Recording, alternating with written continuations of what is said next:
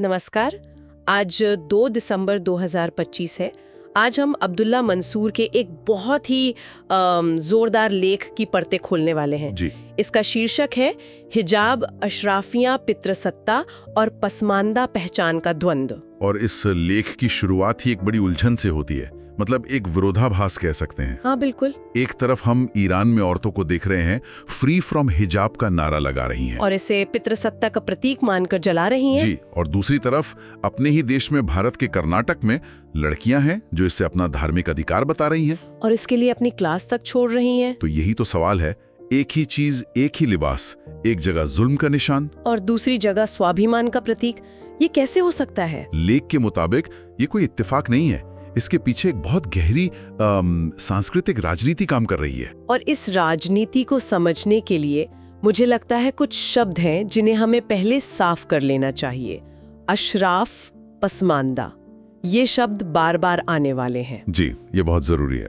देखिए, भारतीय मुसलमानों में अशराफ उन समुदायों को कहा जाता है जो मतलब विदेशी मूल का दावा करते हैं, जैसे अरब, तुर्क, पठान। हाँ, और वो खुद को सामाजिक व्यवस्था में ऊंचा मानते हैं। वहीं पसमानदा एक फारसी शब्द है, इसका मतलब है जो पीछे रह गए। अच्छा, तो ये भारतीय मूल के मुस्लिम हैं? बिल्कुल, जो कारीगर, मजदूर या दलित पिछड़ी जातियों से धर्म बदलकर मुसलमान बने और ऐतिहासिक रूप से ये सामाजिक और आर्थिक रूप से पिछड़े रहे हैं। शुक्रिया। तो ये बहस सिर्फ धर्म की नहीं, बल्कि भारतीय मुसलमानों के अंदर जो सामाजिक ऊंच नीच है उसकी भी है। चलिए, तो इस पहेली को सुलझाने के लिए हमें समय में बहुत पीछे जाना होगा, इस्लाम के आने से भी पहले। हाँ, लेख हमें एक ऐसी जगह ले जाता है जिसकी शायद हम उम्मीद भी नहीं करेंगे, प्राचीन मेसोपोटामिया। बिल्कुल। लेख की सबसे चौंकाने वाली खोज यही है कि पर्दा या सिर ढकने की जो प्रथा है वो इस्लाम से सदियों पुरानी है। इसका पहला लिखित सबूत हमें मिलता है लगभग 1075 ईसा पूर्व के मध्य असीरियाई कानूनों में। और इन कानूनों में ऐसा क्या लिखा था जिसने इस पूरी बहस की दिशा ही बदल दी? उन कानूनों का नियम नंबर 40 वो बहुत साफ तौर पर कहता है कि समाज की कुलीन मतलब एलीट क्लास की औरतें और शादीशुदा महिलाएं, जी, उनके लिए घर से बाहर निकलते वक्त अपना सिर ढकना अनिवार्य था। क्यों? इसका मतलब क्या था? ये इस बात का प्रतीक था कि वो औरत किसी पुरुष की निजी संपत्ति है और उसका सम्मान होना चाहिए। एक मिनट, मतलब ये इज्जत का प्रतीक था, लेकिन सिर्फ कुछ औरतों के लिए? हाँ, यहीं पे इसका असली मकसद सामने आता है। तो फिर बाकी औरतों का क्या? मतलब जो दासियां थीं या जो मजदूरी करती थीं? उसी कानून में ये भी लिखा था कि दासियों, वेश्याओं और अविवाहित महिलाओं, मतलब वो औरतें जो मेहनत मजदूरी करती थीं, उनके लिए पर्दा करना या सिर ढकना सख्ती से मना था। मना था? ये तो एक कानूनी अपराध था। जी हाँ। ये तो कमाल का विरोधाभास है। एक ही समाज में एक ही वक्त में कुछ के लिए पर्दा जरूरी और कुछ के लिए पूरी तरह से बैन। अगर कोई दासी पर्दा करते हुए पकड़ी जाती तो क्या होता था? सजा बहुत वहशियाना थी। उसके कपड़े फाड़ दिए जाते, उसे 50 कोड़े मारे जाते और उसके सिर पर खौलता हुआ कोलतार डाल दिया जाता था। बाप रे। ये सजा तो साफ करती है कि पर्दा नैतिकता या शर्मो हया के लिए तो नहीं था। बिल्कुल नहीं। इसका सीधा मकसद था औरतों को 2 श्रेणियों में बांटना। घरेलू औरतें जो कुलीन थीं, घर की संपत्ति थीं, और बाजारू औरतें जो श्रम करने के लिए सार्वजनिक जगहों पर उपलब्ध थीं। एकदम सही। ये शुद्ध रूप से वर्ग भेद का एक सामंती प्रतीक था। तो ये बात तो साफ हो गई कि पर्दा इस्लाम से बहुत पहले से मौजूद था और इसका धर्म से कोई लेना देना नहीं था, बल्कि ये सामाजिक दर्जे को दिखाने का एक जरिया था। लेकिन फिर यही बात इस सवाल को और भी बड़ा बना देती है। अगर ये प्रथा इस्लाम पूर्व सामंती व्यवस्था का हिस्सा थी, तो ये इस्लामी परंपरा का इतना अहम हिस्सा कैसी बन गई? इसका जवाब लेख के अनुसार कुरान की आयतों की व्याख्या में और उस समय के सामाजिक राजनीतिक हालात में छिपा है। लेखक यहाँ इस्लामी विद्वान जावेद अहमद गामिदी के विश्लेषण का हवाला देते हैं। अच्छा। उनका तर्क हजरत आयशा से जुड़े एक मशहूर वाक़े पर आधारित है, जब मुनाफिकों यानी इस्लाम के दुश्मनों ने उन पर एक बहुत घिनौना झूठा आरोप लगाया था। हाँ, वो वाक़या तो इतिहास में दर्ज है। उस घटना के बाद माहौल बहुत तनावपूर्ण हो गया था। बिल्कुल। उस वाक़े के बाद इस्लाम के दुश्मन अब सीधे पैगंबर मोहम्मद के घर की औरतों को निशाना बना रहे थे, ताकि कोई स्कैंडल खड़ा किया जा सके। जी।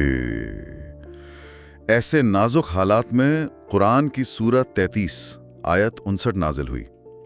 उसमें कहा गया, ए नबी, अपनी पत्नियों, बेटियों और ईमान वाली स्त्रियों से कह दो कि वे अपने ऊपर अपनी चादरों का कुछ हिस्सा लटका लिया करें। इससे इस बात की अधिक संभावना है कि वे पहचान ली जाएं और सताई न जाएं। यहाँ पहचान ली जाए का क्या मतलब है? ये बहुत अहम लगता है। गामिदी के मुताबिक इसका मतलब था कि वे आम औरतों या दासियों से अलग पहचानी जा सकें, ताकि दुश्मन उन्हें सताने या छेड़ने के लिए अनजाने में हुई गलती का बहाना न बना सकें। अच्छा, तो ये एक तरह का सुरक्षात्मक उपाय था? हाँ, एक वीआईपी पहचान थी जो सिर्फ उस खास आपातकालीन स्थिति में सिर्फ पैगंबर के घर की औरतों और कुछ अन्य सम्मानित महिलाओं के लिए थी। तो लेख इसकी तुलना एक तरह के इमरजेंसी प्रोटोकॉल से कर रहा है, जैसे कोरोना के दौर में मास्क पहनना एक खास संकट के लिए था, हमेशा के लिए नहीं। एकदम सही। या जैसे कुरान में जंग के मैदान के लिए कुछ खास आदेश हैं जो आम जिंदगी में लागू नहीं होते। तो आम मुसलमान औरतों और मर्दों के लिए क्या नियम है? लेखक का तर्क है कि उनके लिए नियम सूरह नूर की आयत 30-31 में दिए गए हैं, जहां नजरें नीची रखने और अपनी ओढ़नियों से सीनों को ढकने की बात कही गई है। उसमें कहीं भी चेहरा या पूरा सिर ढकने का कोई सीधा आदेश नहीं है। समस्या तब हुई जब बाद के धर्मगुरुओं ने इस आपातकालीन आदेश को सभी मुस्लिम औरतों के लिए एक स्थायी नियम बना दिया। ये वाकया तो चौंकाने वाला है, क्योंकि आज की बहस में तो हिजाब को इस्लाम का एक अटूट हिस्सा माना जाता है, लेकिन अब जो आप बताने वाले हैं वो तो इस पूरी कहानी को ही पलट कर रख देता है। लेख में दूसरे खलीफा हजरत उमर से जुड़ा एक जिक्र है। हाँ, और ये घटना पसमानदा विमर्श के लिए आंखें खोल देने वाली है। बताया जाता है कि एक बार हजरत उमर ने एक दासी को सिर ढककर चलते हुए देखा, तो उन्होंने उसे अपनी छड़ी से मारा जी, और कहा, क्या तुम आजाद औरतों की नकल करती हो? ये तो अविश्वसनीय है। अगर पर्दा ईमान या इस्लाम का अनिवार्य हिस्सा होता तो वो उसे रोकते क्यों, बल्कि उसे पहनने का हुक्म देते। सही बात है। क्या उस दासी की इज्जत या उसका ईमान कोई मायने नहीं रखता था? ये घटना तो इस बात का सीधा सबूत है कि उस जमाने के सबसे बड़े इस्लामी नेताओं में से एक इसे धार्मिक नहीं बल्कि सामाजिक दर्जे से जोड़कर देख रहे थे। बिल्कुल, ये इस बात को पुख्ता करता है कि पर्दा उस दौर में भी आजाद और कुलीन होने का स्टेटस सिंबल था। हाँ, ना कि हर औरत के लिए धार्मिक अनिवार्यता। अब इसी बात को भारत के संदर्भ में देखिए। यहाँ भी ऐसा ही था। यहाँ भी अशराफ यानी सैयद, शेख, पठान, घर की औरतें बेगम बनकर पर्दों के पीछे रहती थीं। उनका काम था घर संभालना। और जो औरतें मेहनत मजदूरी करती थीं खेतों में, कारखानों में, वो पसमानदा थी जी। जुलाहा, धोबी, कसाई, बुनकर समुदाय की औरतों के लिए मुमकिन ही नहीं था कि वे बुर्का पहनकर चिलचिलाती धूप में खेत में काम करें या भट्टों पे ईंटें थापें। ऐसा नहीं। तो फिर यह एक बहुत बड़ा सवाल खड़ा होता है, अगर ऐतिहासिक रूप से बुर्का पसमानदा संस्कृति का हिस्सा नहीं था, तो आज पसमानदा समाज में इसका चलन इतनी तेजी से क्यों बढ़ रहा है? लेख इस प्रक्रिया को अशराफियाकरण कहता है। अशराफियाकरण मतलब ये समाजशास्त्र के संस्कृतिकरण जैसा ही है, जहां निचली मानी जाने वाली जातियां ऊंची जातियों के रीति रिवाजों को अपनाकर समाज में ऊपर उठने की कोशिश करती हैं। अच्छा। सदियों तक अशराफों ने पसमानदा समाज को कमीना, रजील यानी नीच कहकर दबाया। जब खाड़ी देशों में काम करने या छोटे मोटे व्यापार से इस समाज में थोड़ी आर्थिक तरक्की आई, तो इज्जत पाने के लिए उन्होंने अशराफ कल्चर की नकल करनी शुरू कर दी। मतलब उन्हें लगा कि अगर वो भी अपनी औरतों को पर्दे में रखेंगे तो समाज उन्हें शरीफ और ऊंचा मानेगा। हाँ, ये एक तरह की मनोवैज्ञानिक गुलामी है। लेख का आरोप है कि अशराफ उलेमा और नेताओं ने बड़ी चालाकी से अपने जातिगत स्टेटस सिंबल को इस्लामी फर्ज का जामा पहना दिया। अच्छा। उन्होंने पसमानदा समाज को ये यकीन दिलाया कि तुम्हारी मेहनतकश पहचान शर्मिंदगी की बात है और असली इज्जत औरतों को घर में छुपाने में है। इस तरह उन्होंने अपनी सांस्कृतिक सत्ता बनाए रखी। बिल्कुल। यहाँ एक और विरोधाभास है जो बहुत कुछ साफ कर देता है।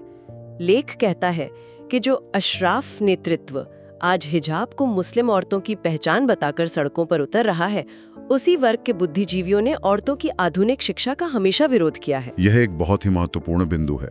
लेखक सर सैयद अहमद खान का उदाहरण देते हैं, जो आधुनिक शिक्षा के बड़े पैरोकार माने जाते हैं। हाँ।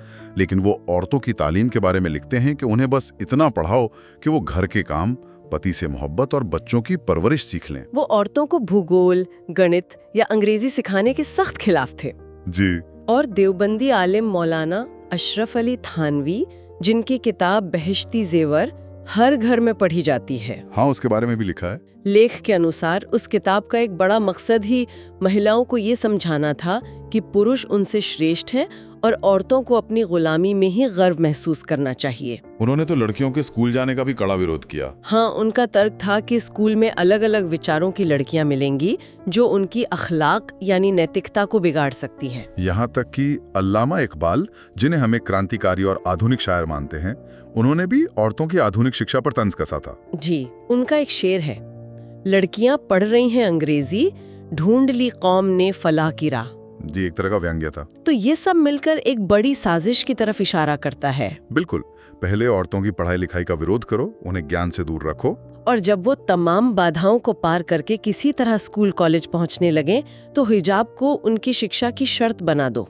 यही सवाल है जिस समाज के रहनुमाओं ने ही औरतों की आधुनिक शिक्षा का विरोध किया, वहां अचानक हिजाब को शिक्षा का अधिकार बनाम धार्मिक पहचान का मुद्दा बनाना किसकी राजनीति है? और फिर बहस व्यक्तिगत चुनाव यानी पर्सनल चॉइस पर आ जाती है कि अगर कोई बालिग औरत अपनी मर्जी से हिजाब पहनती है तो किसी को क्या दिक्कत होनी चाहिए? लेख इस चुनाव की आजादी पर यह गहरा सवाल उठाता है।